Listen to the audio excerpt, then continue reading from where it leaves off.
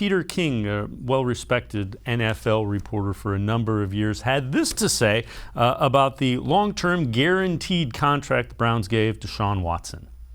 Mike, you know, when Deshaun Watson signed this guaranteed contract, 5 years, $230 million with the Cleveland Browns, I basically said at the time, and I continue to say it, I think it is one of the worst transactions I've ever seen an NFL owner make. And it isn't that Deshaun Watson as a football player isn't worth $230 million over a 5-year period. There's very little to do with it. It is signing a player who has 22 swords of Damocles hanging over his head. And this week, that became a 23rd sword of Damocles hanging over his head, because obviously now another woman has joined the parade of civil lawsuits against Deshaun Watson with, I would say, some harrowing accusations about sexual misconduct by Deshaun Watson. G. Bush, pretty strong statements from a guy who has a reputation around the NFL. Well, shout out to Peter King. He's a former Bobcat himself.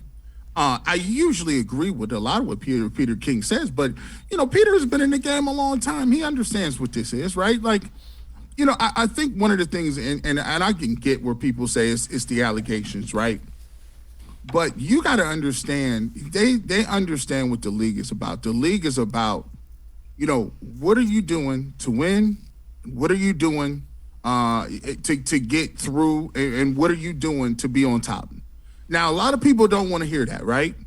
But I could just give you, just go look at what's happening in college football with Nick Saban and the coach at Texas A&M. Jimbo Fisher. These guys are going. Fisher. Jimbo Fisher. They're going back and forth. You know why they're going back and forth? Because they're actually throwing the ugly stuff out there. Now, Nick Saban knows good and well that he's been doing what Jimbo Fisher's been doing his whole life. He knows that he was the first person to do it. See, but he wasn't even actually upset. What he was doing is he was signaling to all his boosters, hey, everybody in Alabama, Tuscaloosa, see, there's a new day. It's a new day out here, and Texas A&M is winning in that, the new stuff. We need to get on board, and we need to be getting all this money together so we can then compete with Texas A&M. He didn't have no problem with that. See, Nick Saban, all he did is jump out off the roof and say, look, I'm wink, nod, and telling people, hey, we need to get on this new program because it's all about winning. And when you think that's in college is about that, the Cleveland Browns since 1999 have been a laughingstock. Since they have not, you know, in my generation, you know how many people have died in our generations waiting for the Browns to even see a Super Bowl, just sniff a Super Bowl. And what you have is year after year after year after year, the Browns have been a laughingstock.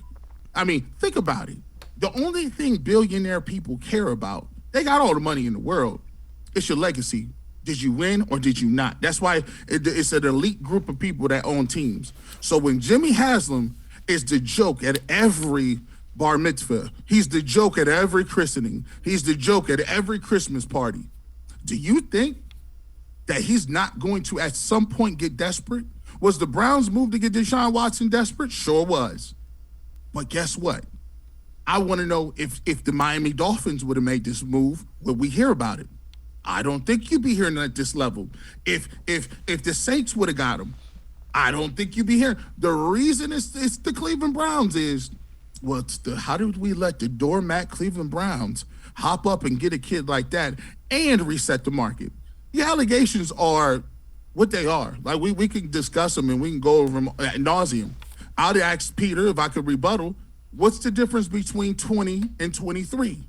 If you come to me as the IRS and they say, Garrett Bush, you didn't pay your taxes for 2 years, we believe it's somewhere between $800,000 and $1 million.